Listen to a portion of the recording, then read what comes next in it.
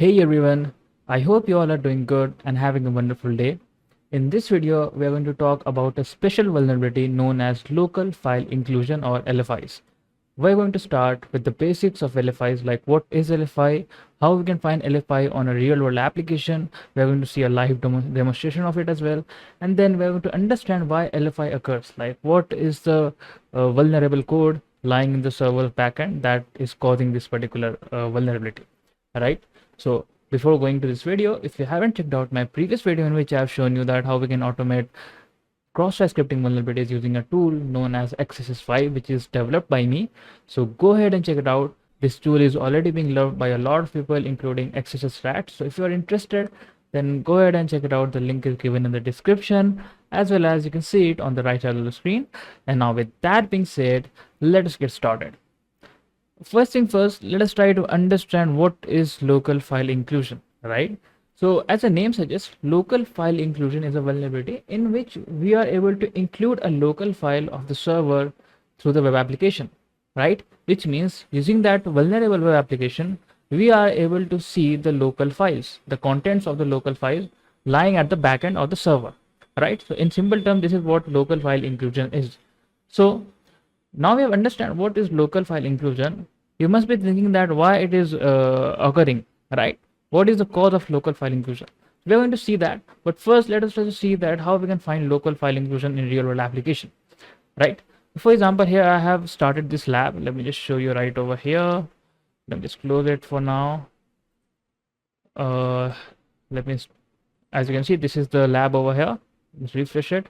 So it's saying that proxy is refusing connection. Let me just load it again and see. So here you are seeing that this is the static web application, right? Now, if you try to visit any page over here, let's see Batman 123, you see we are getting nothing. Now this can be a good indication of a local file inclusion vulnerability. Why? I'm going to tell you later on, but first let's try to see. Now, so if I'm opening the main page, it is showing that this is a static web page, and I think there's nothing much interesting in this web application apart from this particular page, right? And as we can see, this page is pretty much static, right? Now how we can find the vulnerability? It's actually quite simple, but first let us try to open the burp suite and let's try to understand. So let me just open it. Let me just start it real quick.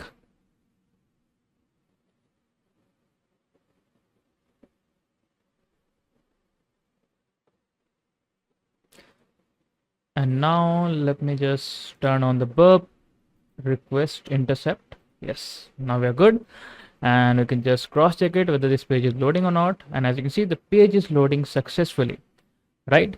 Now let's try to see that how we can find the local file inclusion vulnerability. So I'm just going to intercept this request now. It should be over here. Let me just open it, and let's try to move this to repeater, and then we're going to analyze it, right? Now see what will happen. See carefully over here in the response what will happen if I try to do something over here, right? So right now just focus on what I'm doing, and then I'm going to explain everything later on, right? Now I have added this extra text, and as you can see there's nothing over here, right? Let me just add it again. Okay, let me just try to add it again, and then let me just add /etc password, and let's see what will happen after that. And as you can see right over here, we are getting the contents of this etc password value, right? Now you must be thinking that why this thing is working, right? And what does this interpret in the backend, right? Why we are using this double dot and slash, right? And what this etc, why we are using this etc password to verify? Okay, let's try to see why we are doing this. But I hope that you have understood that how we can test for local file inclusion vulnerabilities, right? What we need to do is we need to use this double dot and forward slash, and I'm going to show you why, and I'm going to let you know. I hope you'll understand why we're using this. But right now just focus on that we are going to use this double dot and forward slash in the local file inclusion vulnerability, right? Now let's try to understand why this worked, right? And what does this mean? Okay, now see, this is the web application which is hosted on my Kali Linux, right? So it is using the Linux OS, right? So in Linux this particular thing has a special meaning. Let me show you. So if I open a command prompt over here and see, this is where the web application code is lying, right? Let me just show you. This is where the code is lying. Now if I want to go one directory back, like if I want to go in the activator directory, right? Currently I'm in the LFI directory. We can verify it by typing pwd, right? You'll see that we are currently in the LFI, and as we can see clearly from here as well, that we are in the LFI directory. Now if I want to go one step back or one directory back, what I can do is I can type cd and two dots, right? C over here, these two dots, right? And if we hit enter now, you'll see that we are now one directory back, right? Currently now we are in the activator. If I type ls, you'll see we have a lot of things over here. Let me just clear it out, right? And if I type pwd, we can verify it easily that we are in the activator, right? Then let's type cd dot dot as well, and now you'll see that we are at the home directory, right? And if I type it, this particular command again, as you can see, we are in the root directory. You can say we are in the root directory, right? If I type ls over here, right, and now you see that we have this etc folder here, right? And if I type /cd etc, and if I type ls, we'll see that we have a password file over here. We can just type cat password, and you see we are getting the exact content that we were displayed over here by the burp suite, right? Now why I'm showing you this, because in Linux or in Windows as well, we can use this dot dot to go back to the previous directory, right? So this is what we are doing over here. So we know that it was in the, let me just go back to the directory.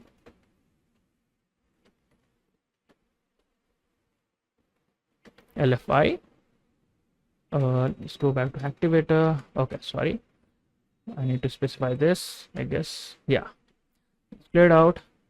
So see, currently this web application is running in this particular directory, right? And now if I want to see the content of etcs and the content of password, right, which is relying in the /etc/password directory, how we can do this? We can type something like this, cd, and now we know that we need to go 3 directories back, right? So we can type dot 2 3 times, and now after that, as we have seen before, that will be into the parent directory, right? And now I can type etc/password, right? Since we know that this is not a directory, it is indeed a file, so what we can do is we can type cat instead of cd, right? Because cd is used to change the directory, right? Now if I hit enter, you'll see what happened. As you can see, from this directory we were able to get the content of the etc directory, right, which is in the parent directory or in the main directory, you can say, right? So this is why we are using this double dots. So we are you can say traversing back, or we are just going to the previous directories until we found this password file, right? Again, let's say that this web server is running in another directory. For example, let me just show you what I mean by that. But for now, let me just stop the application over here. Stop it, just exit it, and now let's create a new directory over here. Let's say be practical. Okay, let's go to be practical, and let's move all this content, index.html, index.everything, to be practical. Let's go to be practical directory, and now you see that we are in the be practical directory, right? Let's clear it out, and now let's try to start the server again. You see the server has started again, and let's see what will happen if I try to run this again. You see we are getting nothing. You know why? Because we need to now go one directory back as well, right? Because currently you can see that we have gone back to 3 directories. So this one is eliminated, this one is eliminated, and this one is eliminated. So currently we are in the home directory, right? So we need to go to the parent directory. So how we can do this? We can just type something like this again, and now you'll see that we are getting all this content, right? So I hope that you've understood it, that why we are using this dot dot. Simply we are using this because we want to go back to the you could say back to the previous directory, because we want to access this password file. Now why do we need to want to access this password file only? Because by default in Linux we have these password files already there. right? Because as you can see, this password text file contains all the usernames, right? As you can see, this is my username activator, and as well as all the username of the services which are currently running on this application. We have this root over here. And now there's one interesting thing as well, that if you want to go to shadow like this, you'll see over here that we are getting this hash, right? This hash value. And now actually, if you're getting this value in a live application, you can use John the Ripper or something like that to crack the password of this particular hash, right? So we may see this, like how we can crack this password in maybe the next videos. But for now, I hope that you've understood that why we are using this double dot, right?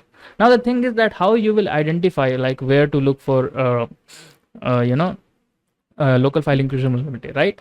The first thing is that if you're seeing a static web application, right, which has a behavior similar to this, which I have shown you, like if you're seeing an application like this, and if you're trying to visit any non-existent path, for example, any random path, and you're getting like something like this, an empty value, nothing much, then there's a possibility that this could be vulnerable to local file inclusion. So you can just try it out like this, which I've showed you before.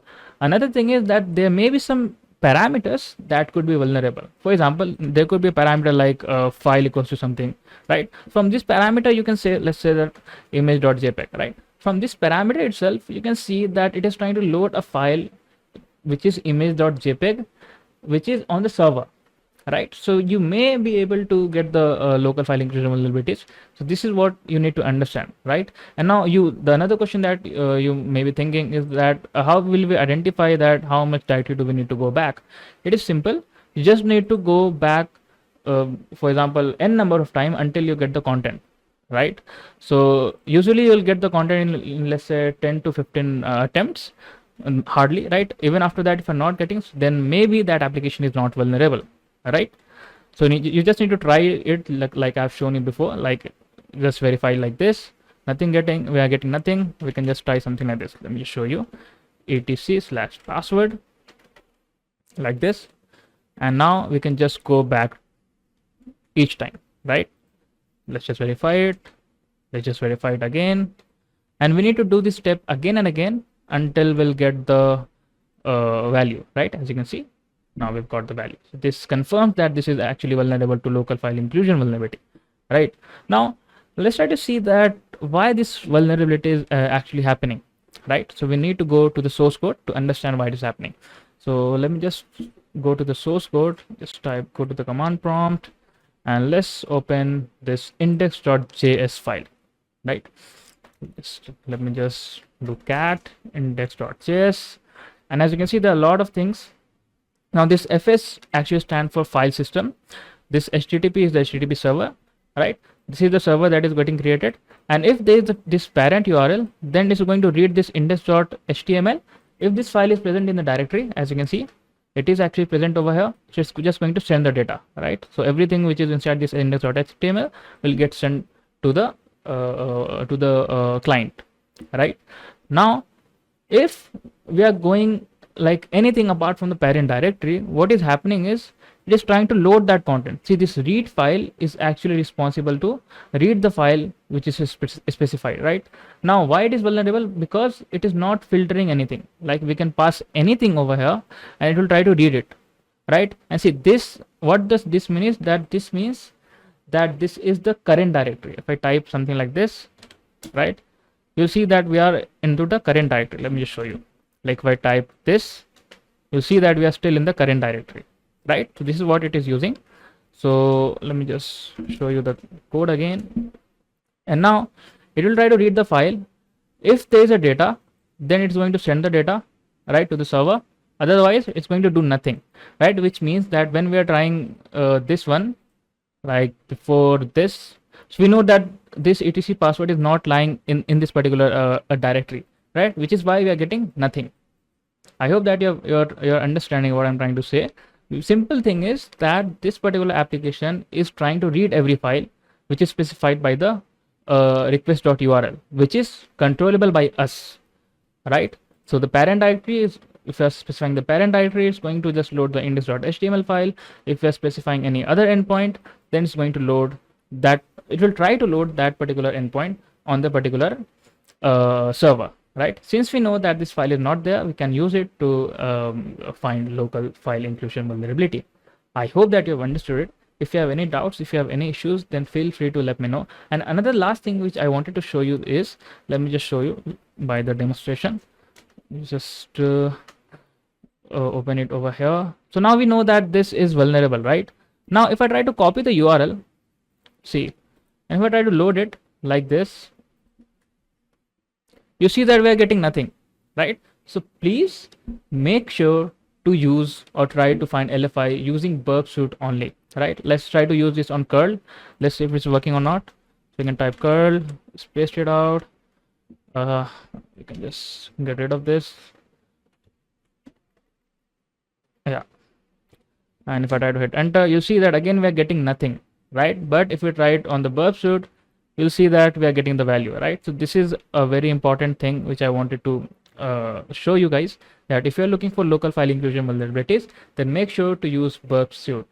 I hope that you have understood it. If you have any doubts, if you have any issues, feel free to let me know your doubts or issues in the comment section.